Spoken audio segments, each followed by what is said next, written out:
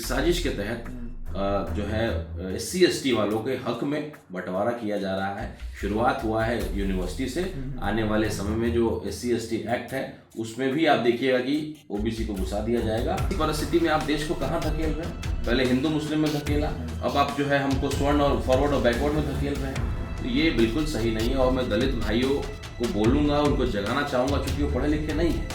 थोपा गया है ये कानून सवर्णों के ऊपर, बिल्कुल थोपा गया है। सवर्णों को अपराधी घोषित करके मान लिया गया कि वो अपराधी हैं, तब इस कानून को बनाया गया। ये नहीं होना चाहिए था।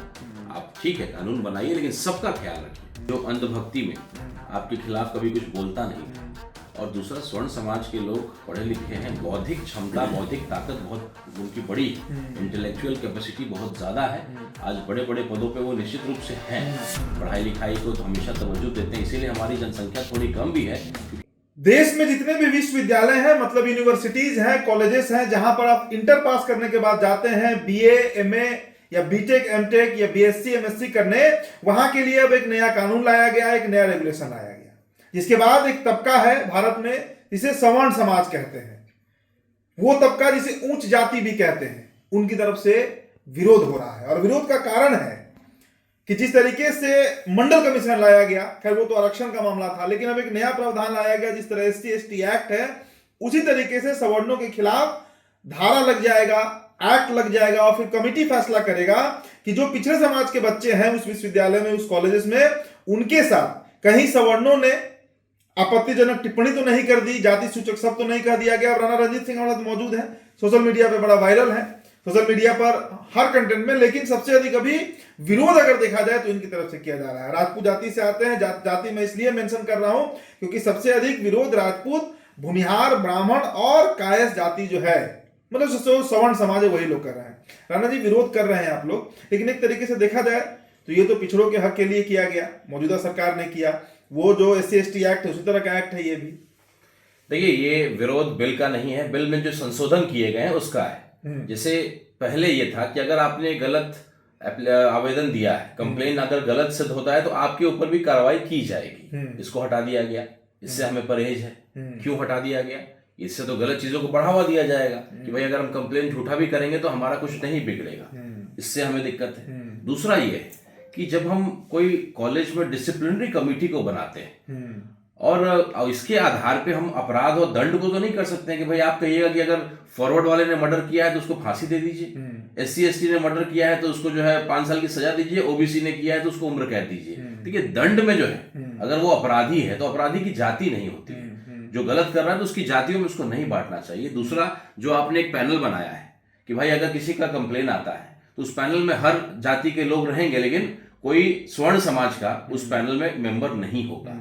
तो ये साफ दिखाता है कि आपने जो है पहले ही सिद्ध कर दिया कि भाई स्वर्ण वाले अपराधी हैं। तो ये जो हम अपने देखते हैं कि हमारे न्याय की जो मूर्ति है, आंख उसका बंधा हुआ रहता है उनका, और तराजू हाथ में रहता है, उसका क्या मतलब है कि भाई हम नहीं देखते कि इंसान कौन है, अपराध उसने क्या किया है और उसको क्या दंड मिलना चाहिए। बिना जाति, बिना इंसान, गोरा काला देख करके कोई भेदभाव को अपराध होता है।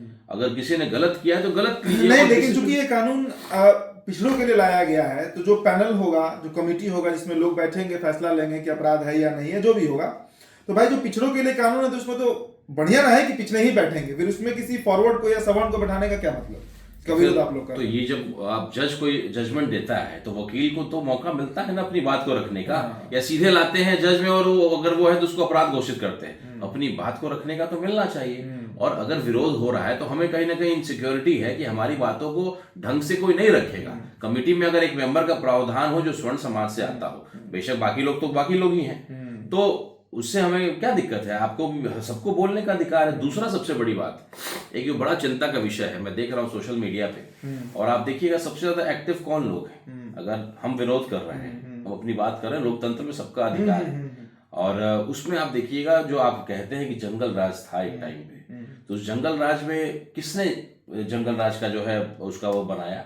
आज मॉब लिंचिंग की बातें आप निकाल लीजिए, जहां जहां मॉब लिंचिंग हुई है तो देखिए किसने किया, किस जाति के लोगों ने किया है। तो आप उनको भी उसी कैटेगरी में ला रहे हैं। ये बताइए कि OBC की किसी जाति ने अगर दलित पर अत्याचार किया, उनके जमीन को हड़पाया, जो अमूमन होता है जो, तो अब तो उसी कैटेगरी में उनके खिलाफ तो आप कंप्लेन नहीं कर सकते। तो जिसके खिलाफ लड़ना था, या अगर वो दलितों पर या माफ कीजिएगा अनुसूचित जाति के ऊपर अगर कुछ उस तरह का करते भी हैं तो उन पर अब कोई केस ही तो नहीं कोई होगा। केस नहीं होगा। तो आप तो बचाव कर रहे हैं एक वर्ग का। लेकिन कंचना यादव को आप जानते होंगे, एक बयान आया था उनका, मैं सुन रहा था, उन्होंने कहा कि भाई ये हजारों साल की कहानी है, 1000 साल से जो हमारे ऊपर शोषण होते आया, इसलिए अब उनको फंसाया जाना चाहिए। ये कोई ये नहीं है हमारे पूर्वज या हमारे लोगों ने क्या किया नहीं किया, ये तो ये विषय है, स्रोत का विषय है।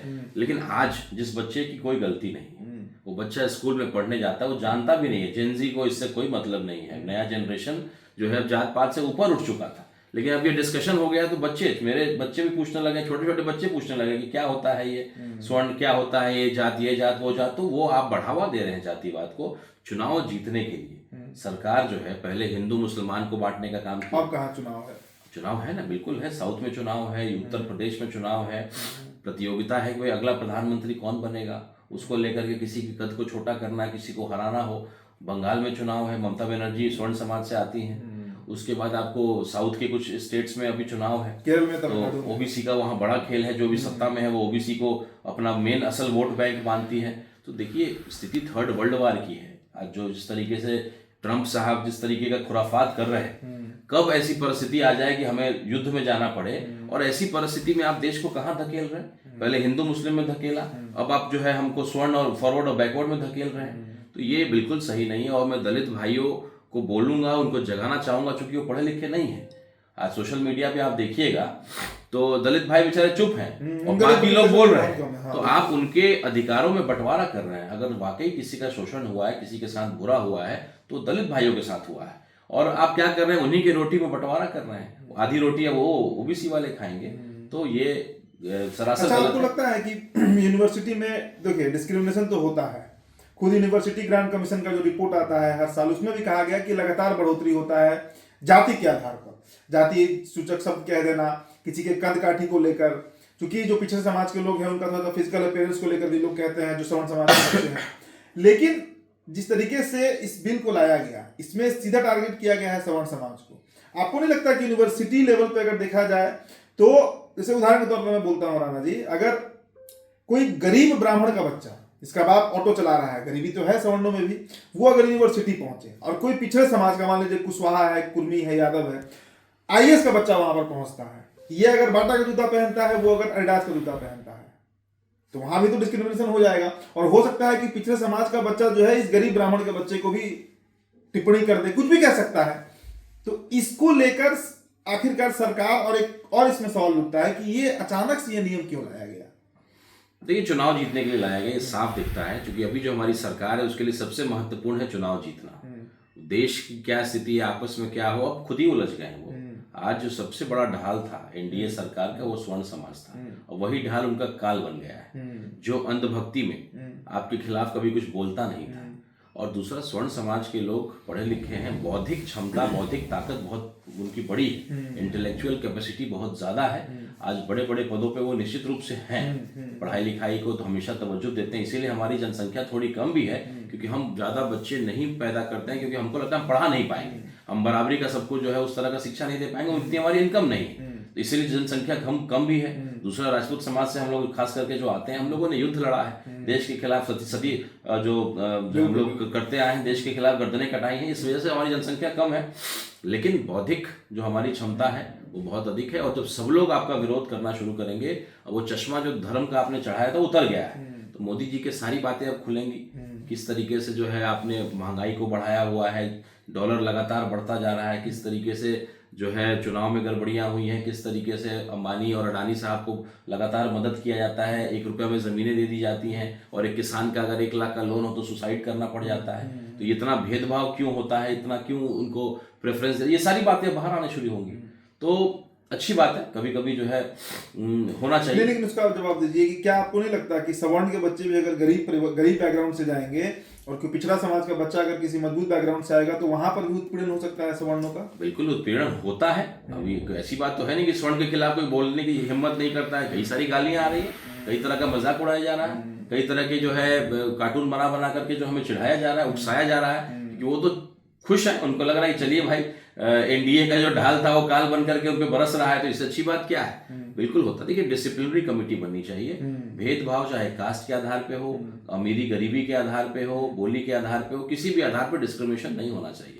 तो एक अच्छी डिसिप्लिनरी कमेटी बनाई जानी चाहिए, जिसको बहुत जल्दी जो 6 महीने का प्रावधान है कि आपको एक्शन लेना है उस कंप्लेन के खिलाफ, नहीं तो ग्रांट आपका रोक दिया जाएगा। तो अच्छी डिसिप्लिनरी कमेटी बनाइए और कम से कम अपराध में या जब दंड देने की बात है तो उसमें आरक्षण लागू नहीं होना चाहिए। दूसरा ये है कि एक साजिश के तहत जो है SC/ST वालों के हक में बंटवारा किया जा रहा है। शुरुआत हुआ है यूनिवर्सिटी से। आने वाले समय में जो SC/ST एक्ट है उसमें भी आप देखिएगा कि OBC को घुसा दिया जाएगा, और जो सही मायने में जिनका उत्पीड़न हुआ, जिन्होंने झेला है तंज को, उनको फायदा नहीं होगा, बाकी लोग उस फायदा को उठा करके लेके चले जाएंगे। दलित भाइयों से मैं आह्वान करता हूं कि आप लोग जागिए, और हमें बिल से कोई दिक्कत नहीं है, हमें भेदभाव से बिल्कुल उसको रोकना चाहिए, लेकिन कुछ नियमों का संशोधन करिए। पैनल में हमारे फॉरवर्ड समाज के भी किसी व्यक्ति को शामिल करिए, और किसी ने गलत कंप्लेन किया है, अगर ये पाया गया साबित होता है तो उसके खिलाफ एक्शन होना चाहिए। ये 2-3 बातों का ख्याल करिए, बिल पास हो, हम चाहते हैं। एक अंतिम सवाल है, एक दलित पत्रकार की मैं चर्चा सुन रहा था, उन्होंने कहा कि भाई इस कानून का विरोध कर रहे हैं, कानून बनना ही नहीं चाहिए।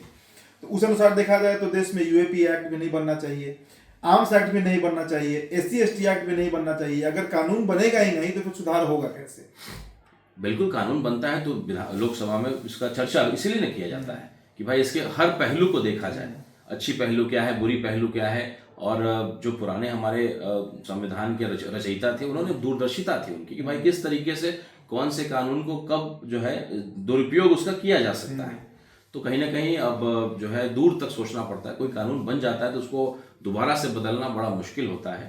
इसलिए बहुत सोच समझ के, हर पहलू को देख करके, लोकसभा में चर्चा कर करके, और हर चीज़ को ये देख कर। दूसरा, हमारे अब जो हमारे लोग हैं वो उम्मीद कर रहे हैं कि हमारे स्वर्ण समाज के सांसद जो हैं वो बोलें, हमारे स्वर्ण समाज के जो विधायक जिसको वोट दे करके उन्होंने जिताया है वो कुछ बोले, लेकिन बोल कोई नहीं रहा है। पार्टी का डर है। और ठीक है, धीरे धीरे जब दबाव बनेगा तो बोलना पड़ेगा, सच तो बोलना पड़ेगा, नहीं तो समाज के बीच में तो आपको आना ही है।